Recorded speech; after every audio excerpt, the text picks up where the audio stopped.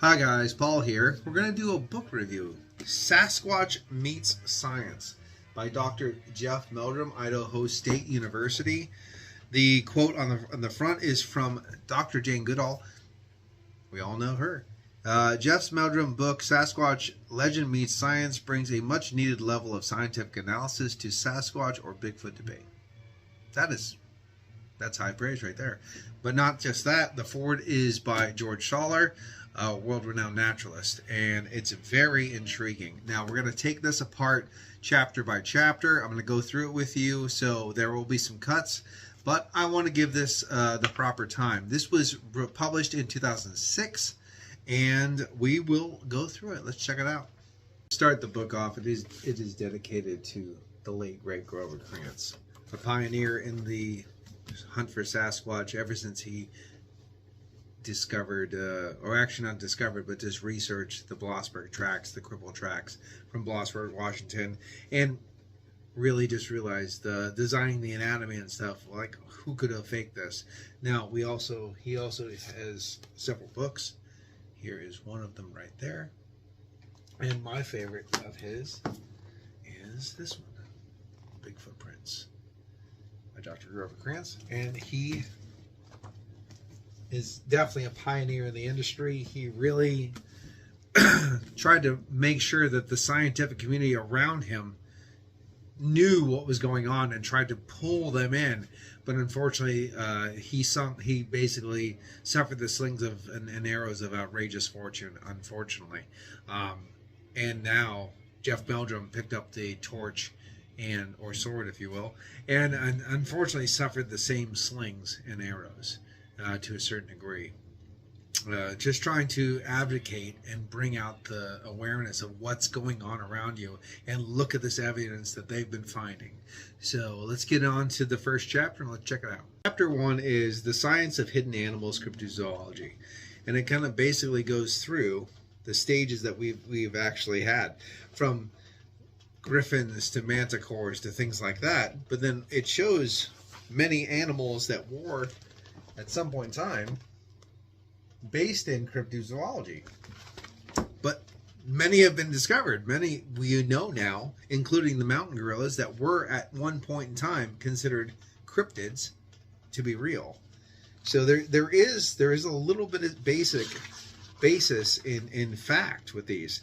Now this is the anthropomorpha picture up here is really great, of the man-like apes that people had no idea. So the orangutan, the chimpanzee, the baboon, we'll keep that in, and then the trilobite right there at the trilobite here at the end. So we discovered 3 that were all based in cryptozoology not too long ago. And then of course it goes into the Daily Mail broadcast about the abominable snowmen expeditions and what they found, the footprints, and actually goes through a really nice one, and it shows you the track marker between a human, see the different one, and then this is what they found. This is the Shipton cast and with the different foot morphologies. So it goes here from a human to a gorilla to a chimpanzee, and then the foot outline of the Shipton and the McNeely footprints. So 2 different sized footprints here. I'm sorry about the glare. 2 different sized footprints, but they're very morphologically correct.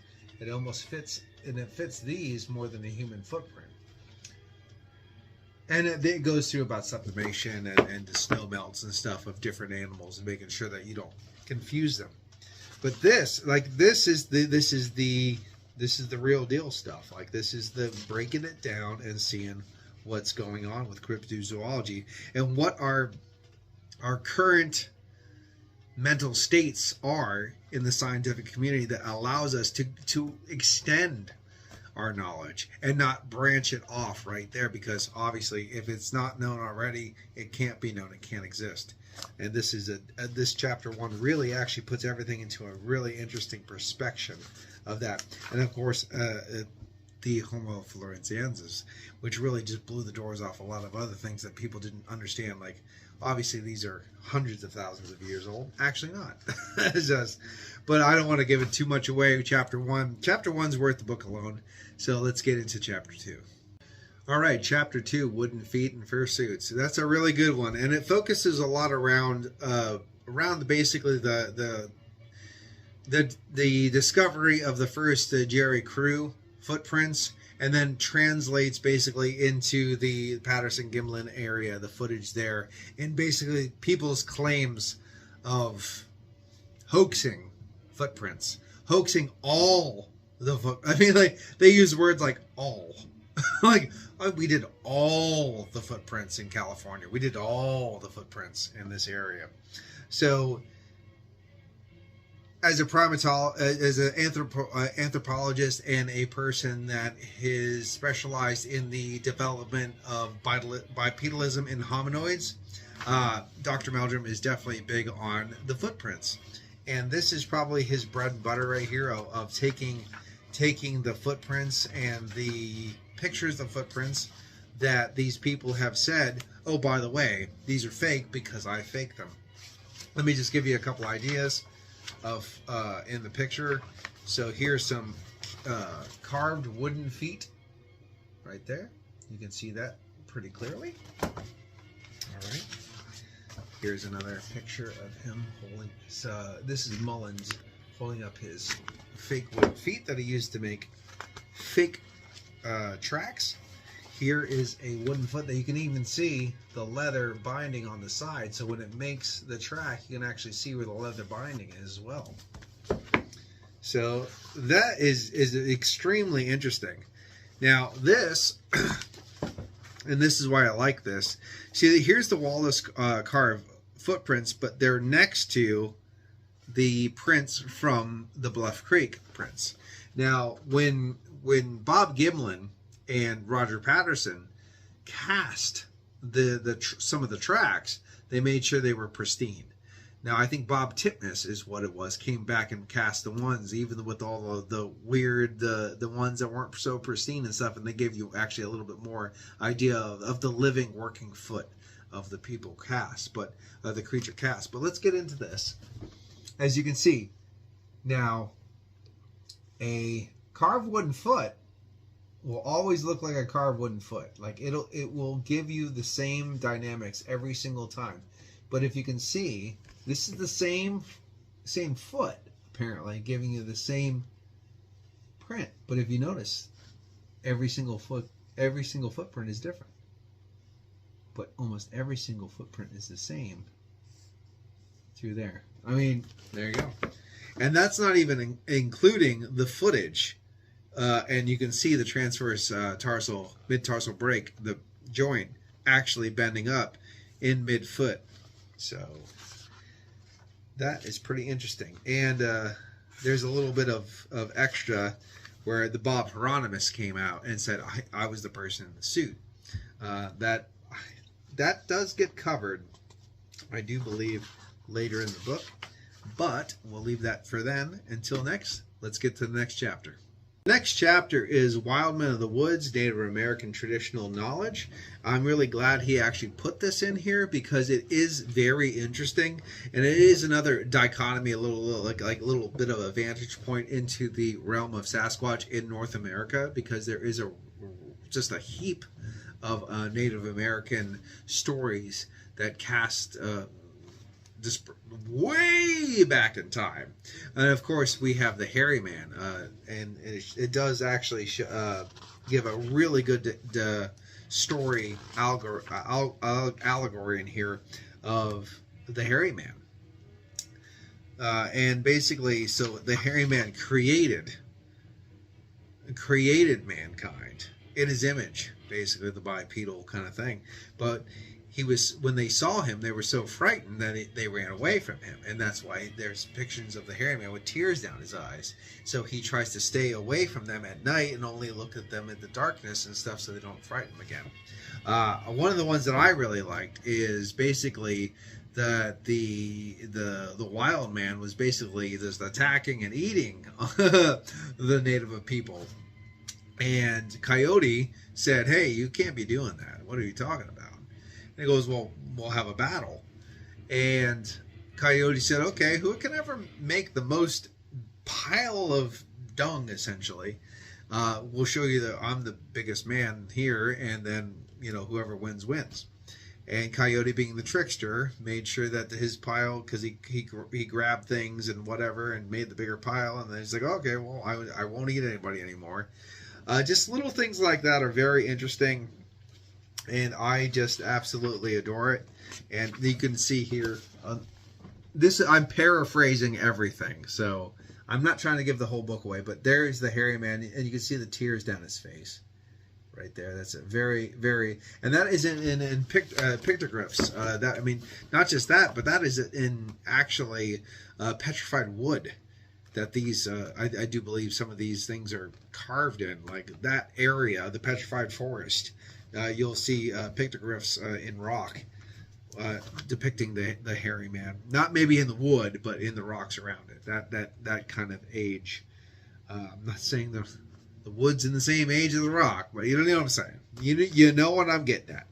So again, a great chapter, and it gives you this beautiful, from the Dakota to the Sioux, it really does just give you a nice little backstory. I think that's the thing about the book that I like so much. It gives you every little aspect.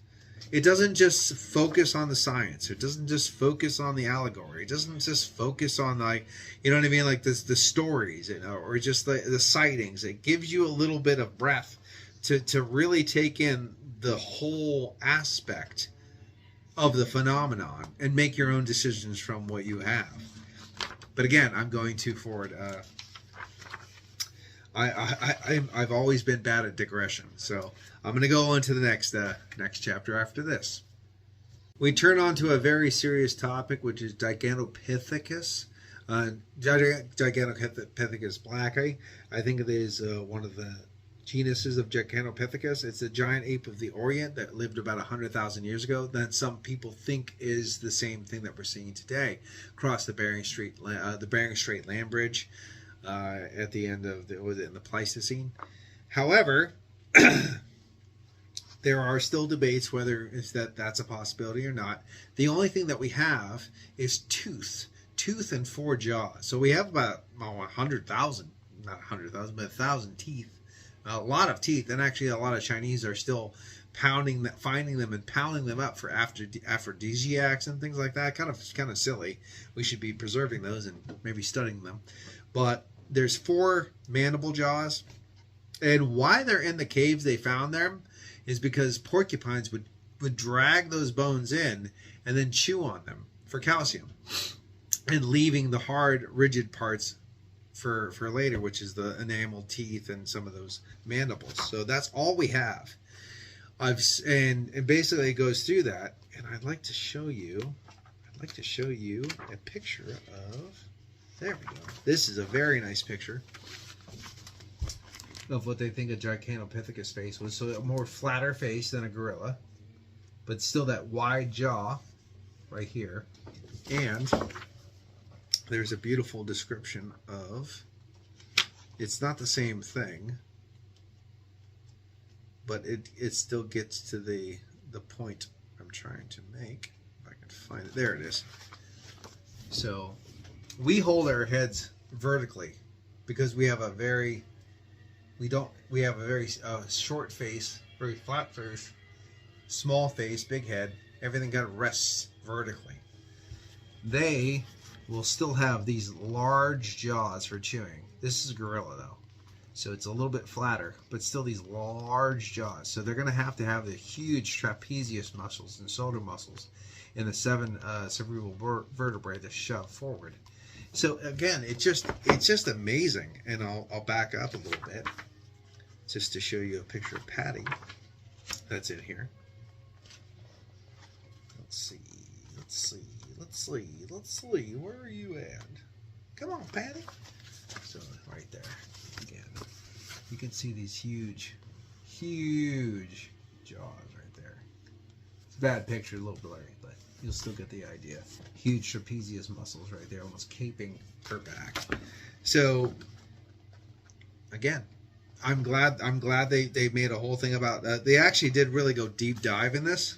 I think there's a little bit too much deep dive just for the Gigantopithecus section. I would have really focused on Gigantopithecus as a whole, but then they of course showed, well, this is why we think Gigantopithecus is here today, and it had to happen. I mean, it's part of it. You cannot talk about Bigfoot without talking about Gigantopithecus, and you cannot talk about Gigantopithecus without talking about Bigfoot. It's just the way it is. So, anyway, let's go into the most intriguing thing about this book. We're here now, making a big impression. The Skookum body cast, not cask. But this is pretty interesting, and I want to go right to it. I want to show you I want to get to the right page, and I want to show you what we're talking about. So essentially, this is what is going on. So the Bigfoot, there's a pile of feed here, lays down here, eats the feed, gets up, leaves the thing. And I want to see if I can show you. It's a little hard to see the cast. And again, Meldrum with a mustache, kicking ass. So this is the whole cast area. It was an amazing amount of plaster used to make this cast. But there was hair samples. There was Achilles heel, the heel and the Achilles tendon in the cast. I was a little bit astonished. I actually came back to this book a little later after it was released and looked at this again, and I'm like, oh man. Like I had a moment. I had a moment looking at the heel cast, and I was just blown away again. And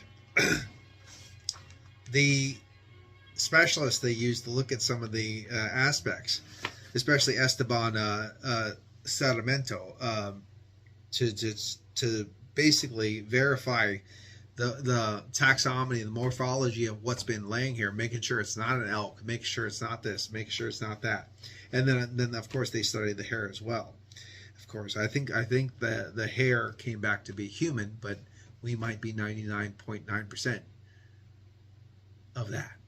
So I mean, identical. So it's going to come back to be human because we need to do nuclear genome, DNA, and stuff like that testing. But yeah, this was one that I want to not talk about too much here, because I'd hope to get a little bit of time with Meldrum, Doctor Meldrum, and as an interview, because there's a part 2 of this book coming out, and I'd like to see his overwhelming, talk about that.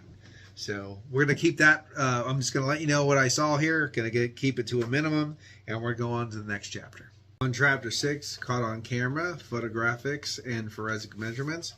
It goes into a little bit of, at first, more of a naturalist idea. It goes over the range of a wolverine, the size and range of a wolverine. But then it blends itself into the Memorial Day footage and actually the Freeman footage too. Paul Freeman's footage. First the footprints, and then goes in actually into the analysis of the video as well. There it is. Massive thing, and actually it wasn't even that massive, it's just the bulk of the thing coming through the video. It goes into the Memorial Day footage. Actually pretty interesting. It was the team concluded that the figure in the Memorial Day footage was only 5'3", which is pretty interesting, but they're all big. You have to grow to that. But then it goes into the Patterson Gimlin footage, the 16mm film taken in 1967 in that Bluff Creek Valley. Now, I believe one of the footprints was 14.5 and the other one was 15.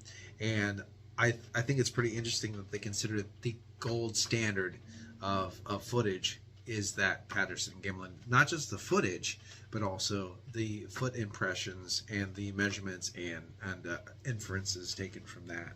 So this is a pretty interesting, it's a short chapter, but it's very interesting and really builds on what we know today. Chapter 7, The Wrangler and the Wild Woman, Bob Gimlin's encounter with Bigfoot. Now this is Bob Gimlin's side of the story of why they were there. They were there for a few weeks trying to basically collect footage. And Patterson Gimlin was a rodeo rider. So he had something to do with horses. He knew what to do with a horse. And when they rounded that sandbank, they rounded the curve onto the sandbank, and they saw this footage. And of course, they wanted to film it. The horse reared. Bob fell off, but he had his 16 millimeter film. Usually set at 24, but apparently it was between 16 and 18. Ran over, took the footage of this thing walking across the sandbar. Yeah, we all know the footage, maybe not all, but it gives you a nice little insight of what was going on. Getting the camera out of the saddlebag, going over and trying to balance on a log to get that final walk away. It's just to be there, to see that, you know what I mean? And of course, it does give you this book is not shy on giving you a lot of visual things to really wrap your brain around too. It's not just a textbook. It's not just shouting at you or telling you. It gives you a lot of things that you can look at. Of course, the famous Patty. You know, there it is. It also actually talks about a little bit of the inconsistencies in the film as well, and how the artifacts that shouldn't actually be there. So this book really does do a deep dive. So the 14.5 right foot and the left foot prints in the firm moist sand cast by Roger Patterson on the Bluff Creek film site in 1967, and you can see it right there. So one foot is 14 and a half, and I believe the other one is 15. Which, if you made 2 feet, why would you made the 2 feet? Why would they be the same? And if they were 2 fake feet, why were they bending in the middle? And if they were bending in the middle, that's fine, because if a fake foot bends in the middle, no big deal. But why were they giving forcible imprints on the same side? And then if that, and then it just goes on and on about like the muscle movement and stuff, the Achilles tendon and things like that. But I digress, because I'm actually learning how to digress. Let's go on to the next chapter. Okay, we go on to chapter 8, and actually picture this: the scientific reaction to the Patterson-Gimlin film. I find this very intriguing. I like this chapter quite a bit, because I like the fact that you have that scientific almost wall that you have to break through to do anything. It sounds funny, but anything scientific, you have to break through this wall of indignity. And the same thing was this Patterson-Gimlin film hit the wall hard and slid down. Because even actually I have one of his books. Oh, right here. John Napier. I believe it was John Napier. I could be wrong, but I think he was a primatologist, basically, and he was an anthropologist, too. And he was extremely excited about the Patterson-Gimlin footage, and he really enjoyed watching it. I believe it's in here. I think it was John Napier. But one of the authors that are not the authors, but one of the scientists that actually did look at this really enjoyed the film, like loved everything about it. It's like, I can't say this is wrong. I can't say this. There's something about this I don't understand, but I can't say it's wrong. But he at the end of that, he said, but the only thing that is wrong with it is that from the waist up it looks like an ape, and from the waist down it looks like a human, and that can't be, because at the same time that the Patterson-Gimlin film was filmed and presented to the public, they still had that single species hypothesis, is one species, one niche. You cannot have multiple hominoids filling the same niche at the same time. It's impossible. It's a one train that you saw the little ape to the walking man. That was still going on, and they go into this on this one, and how after they found Lucy, guess what? It was waist up a chimpanzee, but the waist down she looked like a human. And again, they go back to the footprints of the mid-tarsal transverse tarsal joint, and how Lucy had that, and just It gives me the giggles. The best part of this chapter, absolutely the best part of this chapter, is the scientist that basically points out that he's never seen a woman's breast in a titillated state, because he said, well, women's primate breast doesn't have hair on it, so why is her breast all hairy? That's ridiculous. Just let that sink in for a while. That was really funny too.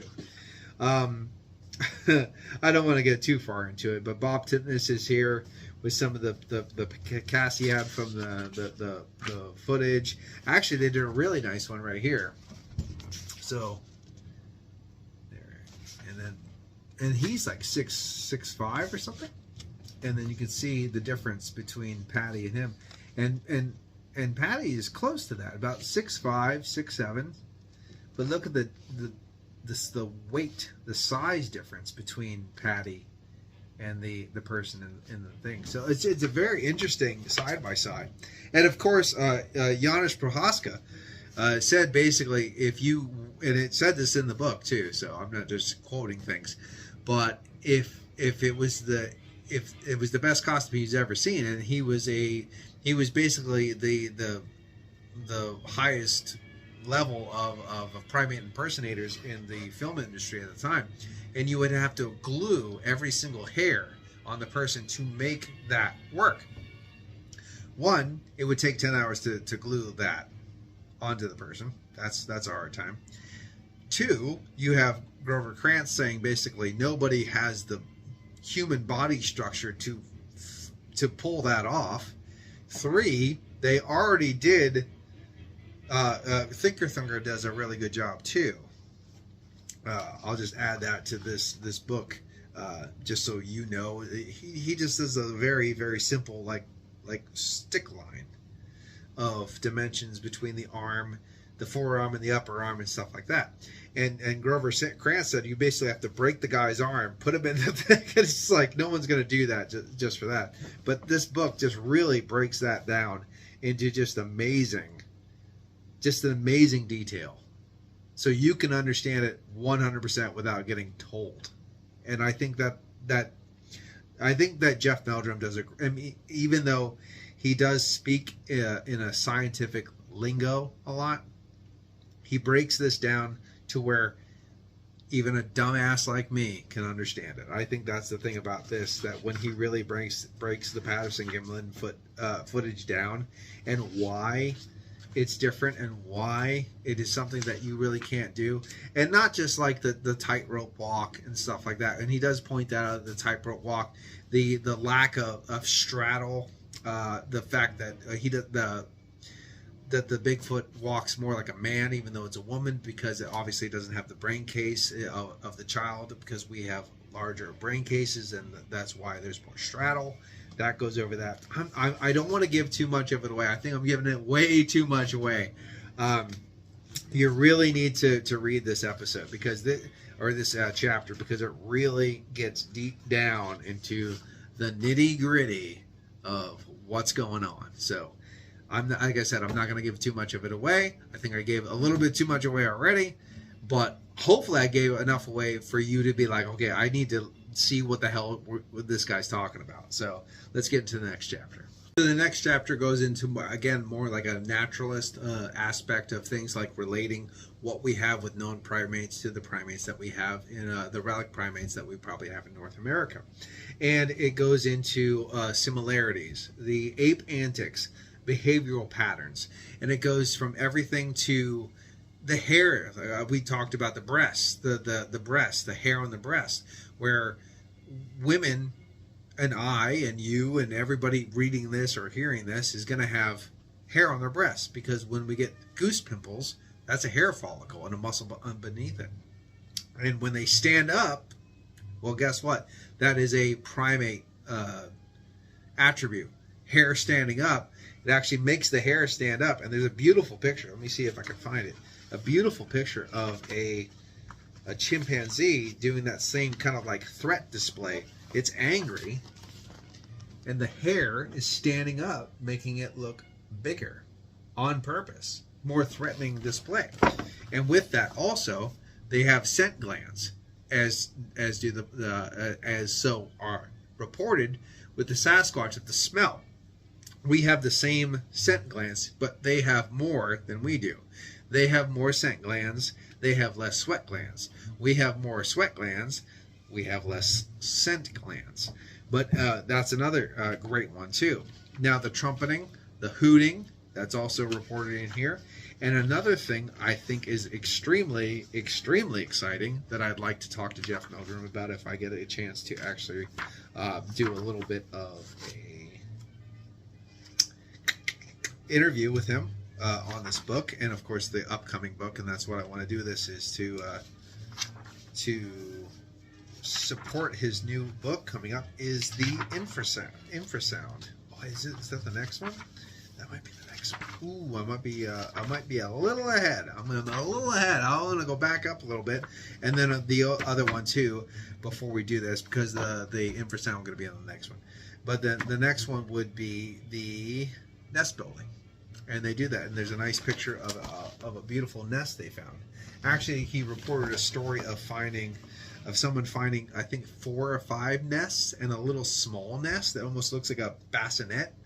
So, and he was thinking it might be like a birthing thing, because orangutans and stuff only birth about 5 to 6 years, and Bigfoot might actually have some similar birthing patterns, a little bit more longer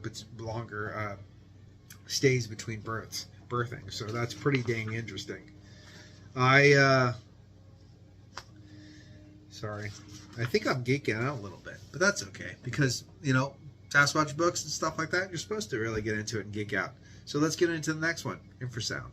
All right, so I already gave you a little bit of foreshadowing on this one. So sound off vocalizations. And of course, this one goes into the roars, the howls, the hoots, the whole deal. But the thing that I want to talk about that he theorized in this that I have a particular interest in is the infrasound.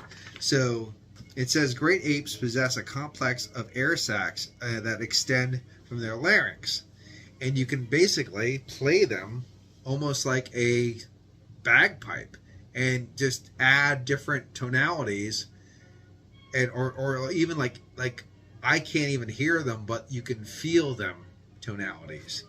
And apparently there's many different animals that use infrasound to like stun prey and stuff that you can't even it's even like a lion, like a tiger's roar. Really crazy stuff that I've heard. But a lot of these vocalizations too have more than one tonality coming out at the same time, and that is where the infrasound kind of comes into, and that's only a theory that he has, that Sasquatch might have that same infrasound.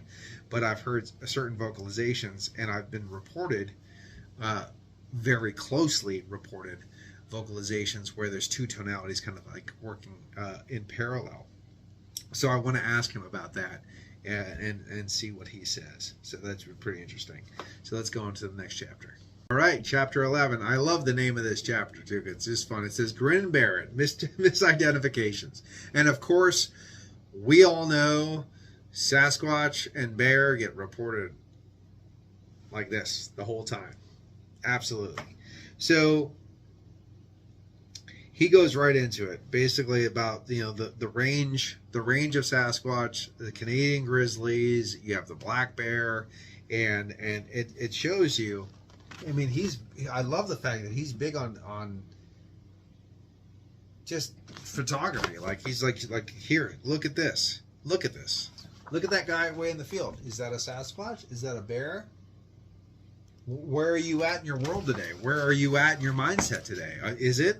It's very cool that he is not shy of giving you the illustrations. Now, of course, when you look at a bear, it will not have the broad shoulders. It has ears. That's kind of crazy, right? When it walks, it does not walk in broad strides. It'll walk for a little bit, but then it'll fall down. I mean, just things like that. So that's interesting. But I like the fact, because he's more of a footprint person. He does go into the footprints, and I know is there one? Yes, there is. Excellent. There is a footprint picture of the hind foot stepping on the front foot stepping on the hind foot, or the hind foot stepping on the front foot, which gives you approximation of size, but you have extra toes here, and then you can see the claws right there. So I'm really glad that he put that illustration. I think that's probably the best illustration of the misnomer of bare feet versus a Sasquatch foot. And of course the human foot with the longitudinal, I think it's called a longitudinal arch, the high arch that we have that runs down the side. As long as you're not pronated, really a flat foot. So that's really, really good. I like that. So we will get on to the next chapter. By the numbers, statistical analysis. And it's stated as thus. Fehrenbach and others go through and they set standards of, okay, if it's 7 feet tall, then it's probably going to be about this weight, and the footprint should be about this wide, this many inches, and things like that. It's very cut and dry, and I like the fact that they did set standards, because of course you're getting a range of footprint sightings, and then correlations of heights, and they use statistical measurements of accounts, and not just accounts, but a footprints analysis, footprint finding, and they give you a really good range of what you're supposed to be looking for. If you find, let's say I saw a 7-foot Sasquatch, well then it should be about this weight, and you should find a footprint this high. Well, I just found a footprint this high. Well, then it should be this. I mean, like, it's a correlation. It's all equivocal, and I really do enjoy that. It's a very short chapter, but again, it's very scientific. Why wouldn't it be here? Of course it's in here, because it's a scientific journal, basically, essentially, of Jeff Meldrum's findings. Makes sense to me. All right, next chapter. Chapter 13, Stepping Through Time, the Evidence of Footprints. You know what? This is the most surprising chapter, I think, in the book. Because for some reason, an anthropologist with the special study of bipedal evolution through hominid species, this is the biggest chapter in the book. Am I that surprised? No, I'm not really that surprised. I'm just saying. And of course, you have to get this. You have to read this. You have to look at this. And I'm glad he did chock-a-block full of pictures too. So you really understand the importance of the foot splaying, of the transfer tarsal joint. Why is here? Where? Perfect. Right here. Where the toes would be, where the muscles would be, where the bones would be, and right here across that ridge, right here where the break would be. That is what we're talking about. And of course he wasn't the first one. Grover Krantz was already all over this before, and I guess, and then that's why he really did, I say, take up the sword. That's probably not the right way, but I look at that, it's a fight. It's a fight for knowledge. And I if you really dive into this, and here is a perfect example right there of the mid-foot flexibility right there. So the extended heel. The heel is only extended to make up for the weight displacement of the large animal. The ankle is not pushed forward. The heel is extended. And I think it's called the calcaneus. Is the Achilles tendon, right? Is still working, attached to the calf muscle. You can see that in the Patterson-Gimlin film. It's still moving when it walks. I like that one scene in the Patterson-Gimlin film because you can see, let's say this is the forefoot, and this is the front foot, this is the back foot. You can actually see it do this before it goes up. You can see this happen. Like when it walks, it's amazing. And of course, one of the reasons, and I do believe it says it in here, is that it retains we have pretty short toes. It retains the long toes for grabbing, for a little prehension when it climbs up steep banks, and that's why it kept the midfoot flexibility, and it keeps a little prehension there. Now, it's not trying to climb trees. It does it when it's younger, but not when it gets full grown, but it keeps that for climbing the hillsides.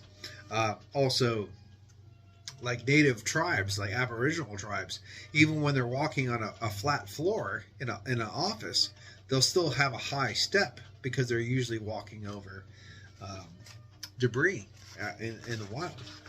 And right there, perfect right here. So you have that. We walk almost like in the balls when we step up, and they have a mid-foot flexibility. And there's Patty right there. You can see mid-foot right there. It's not up. It's bending, you know. Again, read the damn book. I'm not going to read it for you. But I wanted to give you a good eye. I'm very excited about this book, so that's why I'm doing it. This is my first book review, and I really want to just go through chapter by chapter and tell you. I don't know if it's a review. I'm just telling you why you should read this fucking book. There you go. So let's go into the next chapter. We are on chapter 14, line upon line, dermatoglyphics. The dermatoglyphics are dermal ridges or skin ridges or fingerprints that are left on many casts. Here is a really good one. I like this one. So you can see, it's a little hard to see, but you can see there's the dermal ridges up the side here. There are a few other ones. Sometimes the pictures are not that great to really show you that. But basically, here's the palm of a gorilla. And you'll see those lines, just like your own handprint, and your own fingerprint. And there are casts that show those same morphologies, those same dermal patterns. Now there are a little bit of, you know, wear and tear in the prints, and it does say that basically, like, if you don't get it with the right time, the right weather, or this or this, they don't get preserved. But they are definitely something that are identifying factors to a print. And he has taken, which I thought was really crazy reading this, is like he's taken prints of apes. He's taken the handprints, and you saw one of the picture right there. But like, I wouldn't even have thought to, like, you know, while it's anesthetized, to go in there and do prints. So we have a print of this print. So we have something to work off of. Pretty interesting. I think it's pretty cut and dry.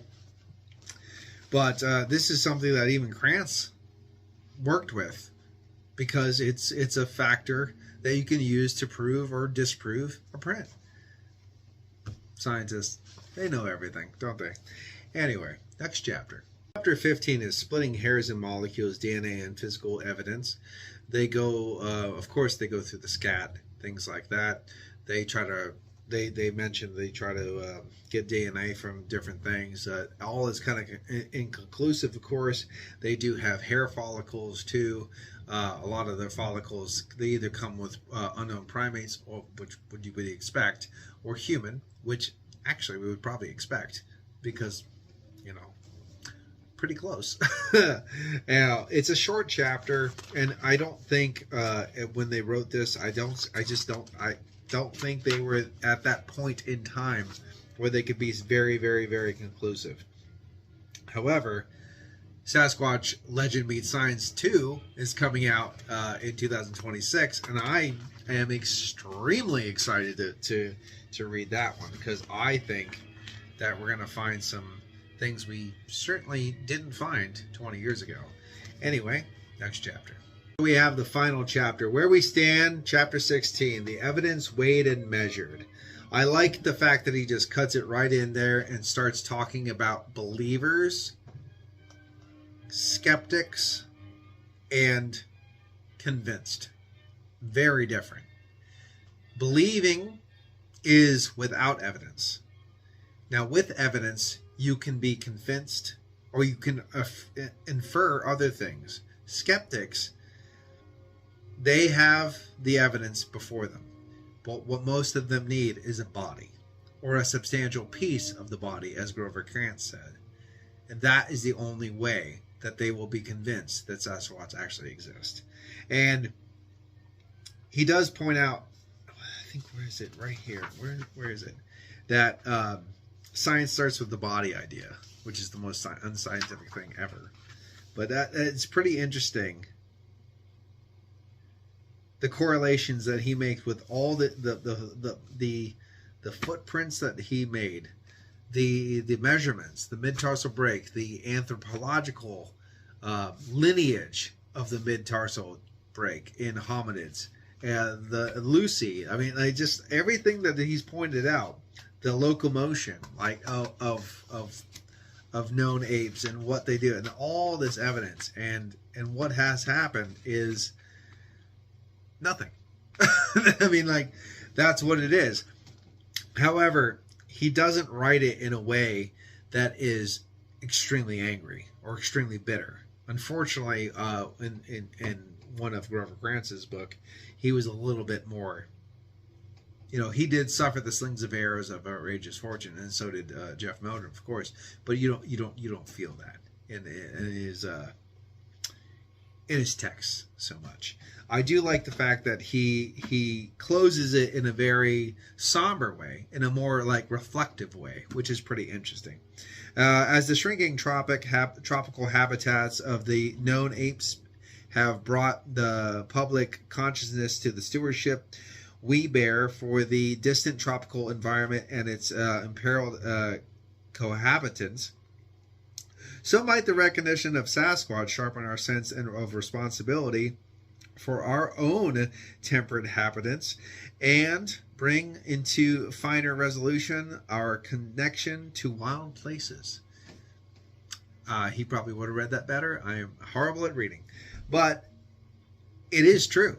It is something that when you look out and you realize that there is a small population of extinct, basically almost going extirpated in the area, endangered wildlife, you want to protect it for what it is. I mean, at least some people will. You know, the government environment will want to protect that, and we can't do that until we can prove they're existing. And sometimes that when you do, like in Grover Grant's ideas, you can't do that without the body or a substantial piece of the body.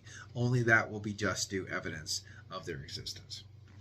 So I think this Sasquatch Legends Meet Science is a great first step. And I know this is crazy when I'm going to show you some books here. I call that a first step. But this is this is something that I think is amazing because it was something very accessible. There was the TV show that was based off it. This has way more meat than the TV show. If you thought the TV show was interesting, you got to get this, because this is going to show you the meat and the potatoes. There was the sizzle on the steak with the TV show, and this is actually the meat and potatoes.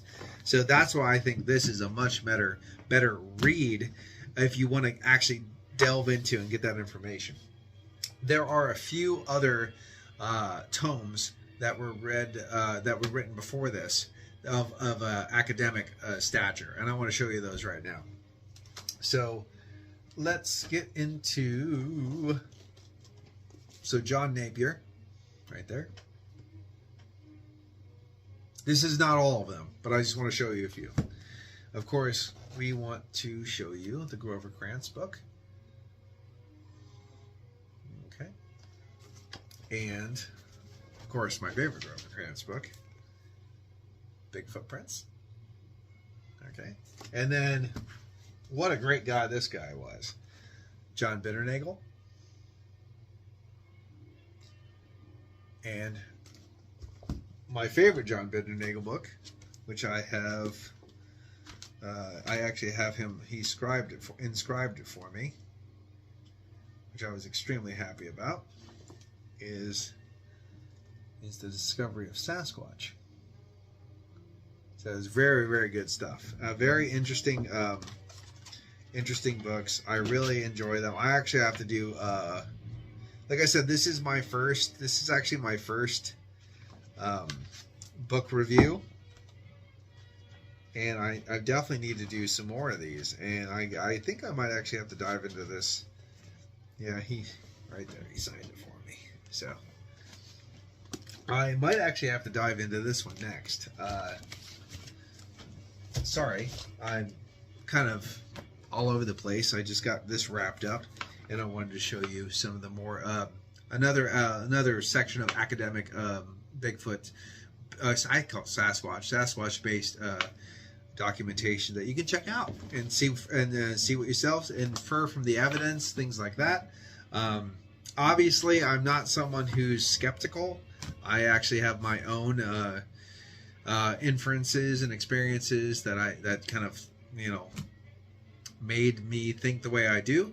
But a lot of it too is the work that Grover Krantz, John Green, and of course Jeff Meldrum, Dr. Jeff Meldrum, has done to showcase the tonalities, all the analogous things that have happened, the similarities through not only the 60s, 70s, but something that has happened through history, and not just you know, analogies and stuff, things that are actually making imprints in the ground, something that's leaving physical traces in remote places that have the same dichotomy, that have the same taxonomic structures and stuff like that. So definitely check out Sasquatch Legend Meets Science if you haven't already. It's available on audiobook as well. And until next time, I hope you enjoyed this a little bit deep dive. I think it's more of a deep dive than a book review, but I think it's a great piece of literature that you should definitely add to your collection if you haven't already. And until next time, this has been Paul. PA Outdoors Couple. Cheers.